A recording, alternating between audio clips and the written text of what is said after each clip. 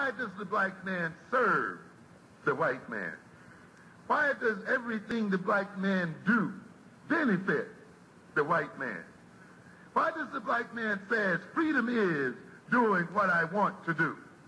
And why is it that everything he wants to do enriches the European? Welcome to the desert of the real.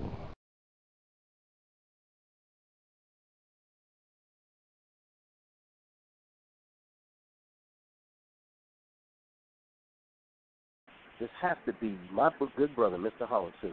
Is that you? Yes, it is. What's going on, big brother? We was getting ready to go in last night, but I listened to that video and I get excited, but I also get mad because I'm like, damn, we got cut off. Yeah, that always happens for some reason. The moment we get ready to get like knee deep in it, then it cuts off. And they always do that with you. Like when you call in, for some reason, it always knocks you off. Word, it does. It does, too. So what's on your mind? Must mean we must be doing something right. I think so. Love the topic, man. I mean, I already got some stuff I already know I'm going to clip. I can't wait. I'm telling you. So I'm going to clip that, and especially like with when you tied it into the electrical current and the power needed. I mean, that's definitely going up. But I guess what's on my mind is like what Mac was talking about is that you ever heard of the show Charlie's Angels? Yes. Yep. Well, I feel like Charlie, except it's not Charlie's Angels, it's Holip's Bitches. Oh my God. That's what I call these guys online who have dedicated their livelihood toward me. Because it says a lot about, like land, infrastructure, nationhood, independent nation state, what's your end game? This has nothing to do with me. And I've said this, like, if you look at my original, my Holipsism.com, which I really need to pay more attention to, but I'm not. But when I first created that site, it was on the About Me section. The question was, who is Mr. Holipsism? And the first thing that I said on the About Me section is, who I am is irrelevant.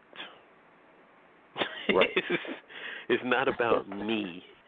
It's about what the concept of nationhood is, land, infrastructure, nationhood, total socioeconomic and political control over the context of our reality. It has nothing to do with me.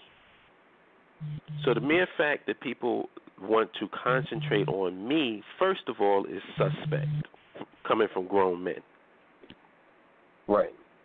Like the first thing when I hear that, when you so caught up in me, the first thing I'm thinking is, well, nigga, do you think I'm cute or something? Word. Like what is why are you so wrapped up into my personality and what I'm doing?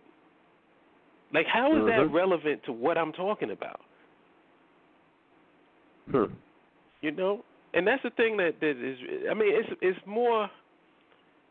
Because, I block people. Like, Carla has a different strategy. Like, most of the people that Carla beefs with is his friends. I don't understand that for the life of me, but that's his strategy. That's his way of dealing with it. Me, if you on some BS with me and you constantly throwing negative energy my way and it's not constructive, then I don't need you in my circle. Right.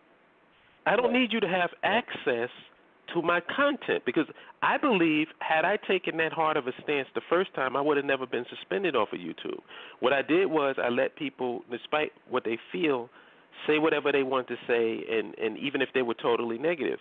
But what happened with that is if you allow people into your circle and you don't block them, then they can flag you. Oh, yeah. You know what I'm saying? And so I ended up losing my channel because some idiot decided that they were going to go on a flagging campaign. So now they're like roaches now. They only come out, when the dark, when you turn off the lights. They stay in hiding. They don't come out. Some do, like the ones who don't know any better. They come out openly against me, and then I just block them. Right. Because, like I always say, now, thank you for identifying yourself. Goodbye. You know. Word. But there are brothers on there who I can have constructive conversation with. There's some people on my channel who not against nationhood, but don't fully understand how it's going to be done. So they listen to me so they can find out further information. Right. You know what I'm saying? Like those type of people I can deal with. I can even deal with a nation within a nation person if we can have a constructive conversation without ad hominem attacks. Right. Because it seems to me like the brothers are incapable of expressing their point of view without using the word bitch or, you know, calling you out of your name and whatever. I don't have to do that. Right. I really don't. I can have a conversation with a brother who's a nation within a nation person if they're reasonable. You know, if they can articulate their thing without getting personal, then we can do it. But I'm a firm believer in giving you back the energy that you give me. So if you come out of your face, I'm from Brooklyn. I know how to come out my face. We can get into that all day long. You know what I'm saying? So that's my thing. It's like it's. I'm glad that the vast majority of the people who listen to us, BAIO, and listen to our videos and our YouTube and our BTR are about constructive things. I would say the vast majority. It's always a small minority that's very vocal, so they appear larger than what they actually are. You know? Yep. And that can be frustrating sometimes for some people. But for me, once you identify yourself as a negative Nancy, I just block you out of existence. And that way, you don't have to deal with my personality anymore. But I really believe that, I mean, a lot of these dudes, sometimes I'm afraid, like, am I going to come to my house and see some dude looking through, you know, I look out my window and I see some guy looking out his window with binoculars with some baby oil and a hot rag? Like, what's the deal? Why is men jocking other men? Like, has the game changed that much? Yo, it is a good question, though, because, man, it's like Roger just said. It is you. It's like we all saying the same thing, but it's you. You know what I'm saying? Yeah, so it's I think it's my eyes or something. They think I have those piercing eyes. They think my eyes are sexy or something. I don't know what it is. but you better get over it. I put up a video, man. I don't be getting nowhere near the trolls that you be getting. And I'm like, we saying the same thing. What's up with y'all? And to me, I think it's an obsession with you. But what I really think it is that you're the one out of all of us who have been doing Blog Talk as well as YouTube longer, and you have a bigger following, even though I really think that I agree with you that YouTube doesn't really, when it comes to black nationalists and black nationalist thought, the YouTube doesn't really give us good analytics as to who's watching or not. You know, there's a whole lot of people watching your videos, and they know that. So these fools is coming out like, yo, I'm going after Holip because he's got the biggest following. Well, little do you know that there's people like the good person, I don't know if it's a male or female, but Originality Rules, who is clipping our videos and sharing it with people, and there's a lot more people that's clipping these videos. So you can come after Holip all day if you want to. But the fact of the matter is our message is getting out and it's going to get out more. And to me, I mean, you know, I can get frustrated sometimes with all these nation within a nation videos and stuff like that. But what it does show me is, man, because we had this discussion before a couple of months ago. Where it's like, oh, our message is not getting out. Oh, it's getting out. It's getting out. Of course. I mean, because the attacks are increasing, so you know the message is getting out. And the brother who was on the that video conversation with a Black Power American, I don't know if he realized it, but he said something very telling in that video. Nobody's forcing anybody to do anything. People who want to stay here can stay here. So that's why I don't see what the argument is. I don't see what the discussion is. If you're going to stay in America and you're comfortable staying in America and you feel we can do it right here, why do you have a problem with somebody going outside of America to establish something that could possibly benefit you? Because when you have talk of people who say, America isn't worth doing whatever it is that needs to be done, you'll influence a lot of people. I'm like, whoa. I'm glad somebody actually admitted that. And if you listen to that video, you can see he said, well, people are listening to your message, and you saying we can't do it here. So in other words, you that intimidated by the message that we're saying, that even though you have the vast majority of black people basically following your mentality, you don't even want 5% of that to go. You want 100% of black people on your side. You know, well, sorry, not going to happen. Word. Not going to happen. Word. At least 2 to 5% of us is going to get our shit together and get the hell out of here to establish something concrete and tangible on the continent. It's just going to happen. The wheels are already in motion. And then you nation within the nation people will be hot on our heels. Hot on our heels, flying the hell over there like, no, that wasn't me. What I was saying is that they used to say nation within the nation, but what I was saying is what you guys are saying. Can I come in, though? That's how it's going to be. Like yeah, you got people following us who say, oh, well, I'm with the land infrastructure nationhood, but I ain't really with that Africa thing. You know, that's some bullshit. But, yeah, I believe in the land. Like, that's another thing. Isn't the infrastructure inside of America already built? So when you get these states, what you going to do? The government is just going to hand over the existing infrastructure to you? Is that how it works? Well, so the existing roads, the existing highways, the existing electrical lines, the existing gas piping and irrigation and water treatment, that's all just going to be handed over to you when they give you these 5 states. So I guess you don't need STEM people because the white man's going to be your STEM field.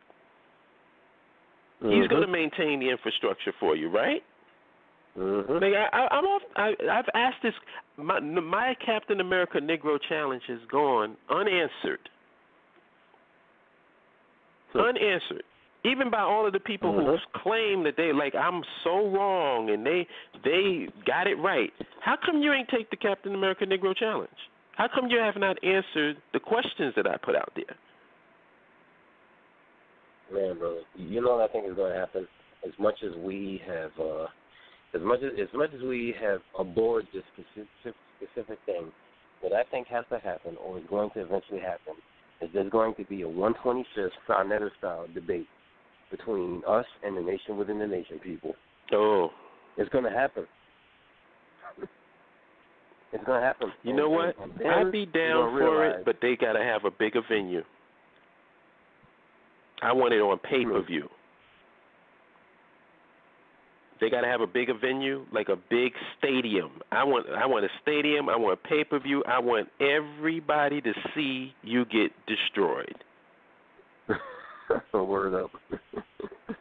Because that's exactly what's going to happen. If that debate ever happens, and if people are crazy enough to go against land infrastructure nationhood and the independent nation state, they are going to get smacked and beaten into the fetal position. But I just want a lot of eyes to see it. That's all. I just want a lot of eyes to see it. Like, I don't even mind people trolling me. Can you be a popular troll? Like, I want somebody with some huge numbers to troll us. Always, because people, what happens, what's the pattern, Minister? People say, this BAIO, this Holip dude, da-da-da-da-da. So what do? They put our names out there. Then people will come to our channel because naturally if people are talking about you, they say, well, what's the deal with this BAIO crap? They come, they listen to our videos, and they go, well, wait a minute. What's the problem? Yep. What is he saying that's so offensive? Yep. Yes, sir. And then what do? Yes, they subscribe. Man, they join the BAIO network. Years ago, I had that happen when I was I was swinging around on Blog Talk, and dude, man, I was catching at the height 200-300 listens, and man, I pissed off. But I had my message, and I was sticking to my message, and I pissed off these 2 different groups One was a group of two dudes. One was a Nubian, and the other one was a former Nation of Islam Muslim. And then there was another group that Brother Earl is very familiar with, where it was a lady and her man, and they was talking about they got this nation, and they move into Africa eventually and all this other stuff. But their premise for building the nation was the proper translation of the Quran, right? So, like, I pissed them off, and I pissed dude, man, within 2 weeks, I went from 300 listens to 5,000 listens. It was ridiculous. Exactly. I was like, what's going on here? Exactly, because people have your name in their mouth. Exactly. So it's all good. It's like I never be concerned about it. I don't get upset about it. I just wish that it wasn't minnows that was trying to go up against me. I want some sea bass. You know what I'm saying? Well, I guess we got to start Let with the minnows, sea bass go against me. Let some known dudes really have an issue with me, because all it's going to do is bring more people to the BAIO. Because it's never about Mr. Holipsism. It's never about me. I never talk about me. I don't even talk about other people. I talk about concepts and ideas. Yes, you do. Yep. That's what I do. Yes, so if anybody wants to go against me or put negative, most of the time they're trying to go against me personally. Well, how come you ain't in Africa, brother? I said, well, obviously, anybody that says that is not listening too well, because going to Africa and being under the some existing African government is not what I want to do. At all. That's not my ultimate goal. My ultimate goal is to go over there with some brothers and sisters as an enclave. I want to be a part of that so we can establish something. Word. Let me say this, and I got to bounce because I got to get up in the morning. But here's what I think that people be wanting when they say, oh, how come you ain't over there? You know, you've seen X-Men Apocalypse, right? So what I think is, I think they want you to go over there, touch the ground like Magneto, and just raise a nation.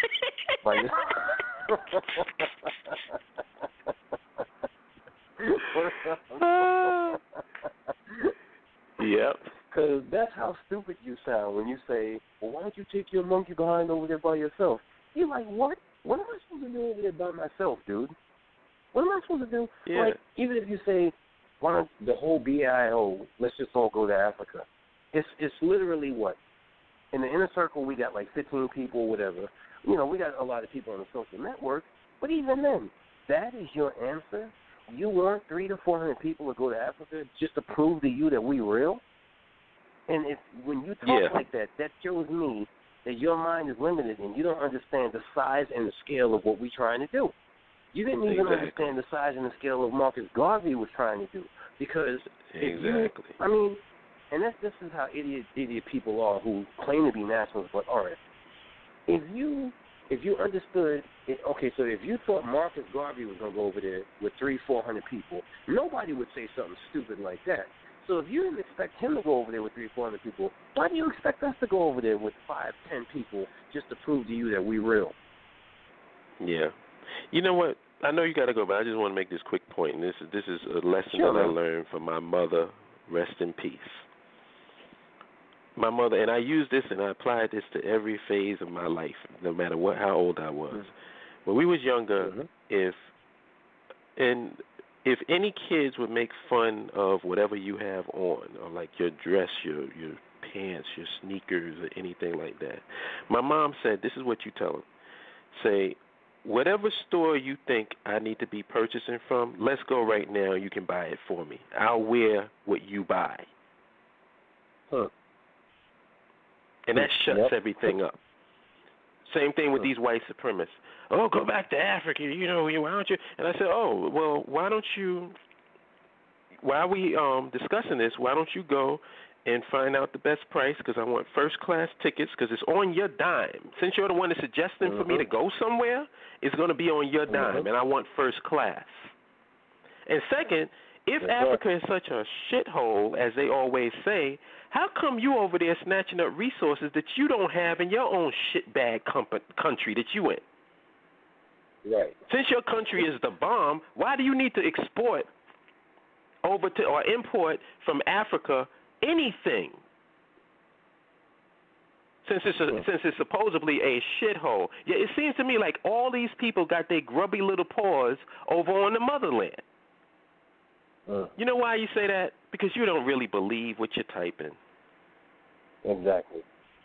You don't believe what you're typing. What you're doing is you're thinking, see, this is a thing that white supremacists really need to understand, and white people in general. Those tactics only work on Black Power Americans, militant integrationists, and Captain America Negroes. It doesn't work with us. Why? Because we don't care about you. We don't care what you feel. We don't care what you think. You're not relevant to us. And that's the people that they fear the most. They can deal with Captain America Negroes and Black Power because as long as you are engaging with them, they win. My brother used to say this all the time when it comes to women. He said he don't care. If a woman is giving you feedback, it doesn't matter whether it's negative or positive. Something's going on there. Because if women ain't caring about you, they don't talk to you at all. They ignore you. They want you to engage with them. And as long as you are engaging with them, then they got you. But the moment you don't want to deal with them or you ignore them or you trivialize their existence in your life, those are the worst type of black people. They hate your guts. And that's who I am. Yep.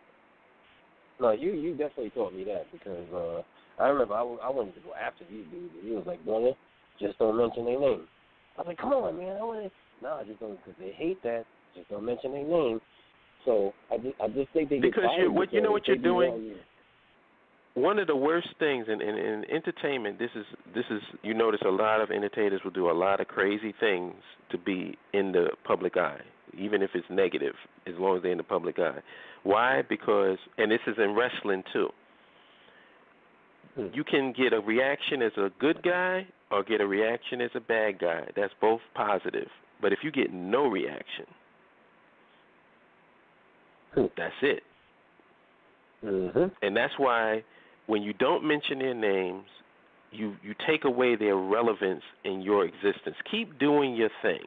Keep doing whatever it is that you're doing. Do your shows, do your videos, keep working.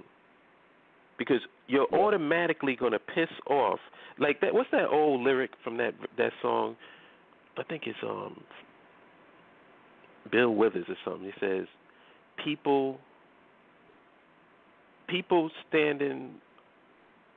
laying down, always blinded by people standing on their own 2 feet.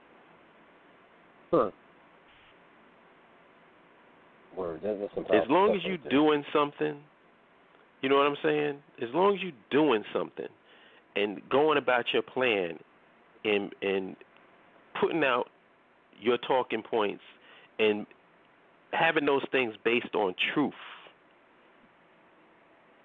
that's all you need to do. People are going to hate you that ain't about that. It's just what it is. And the only thing that they can do is try to take away from your message because they don't have a message of their own. Right. And this is 100% true. 100% true. I think that a lot of times they just basically wait for us to put out another video. Like they're like, come on, Dawud, what the hell is taking you so long? Exactly, so they can have something to respond to. Because, and another thing is, if you're preaching, if the message that you do have is negative, then nobody wants to listen to that. Right. Nobody wants to constantly. Right. How many times are you going to call it and everything is doom and gloom? Oh, black folks, oh, women, oh, this, oh, that, everything we do. We can't do this. We can't do. Nobody's going to listen to you. They're going to listen to the person. People are naturally attracted to the light. You spread that light and you put that vision out, people are going to be attracted to that vision. They're not going to be attracted to doom and gloom naysayers. So in the end, we're going to win anyway, Minister. No doubt, brother. No doubt.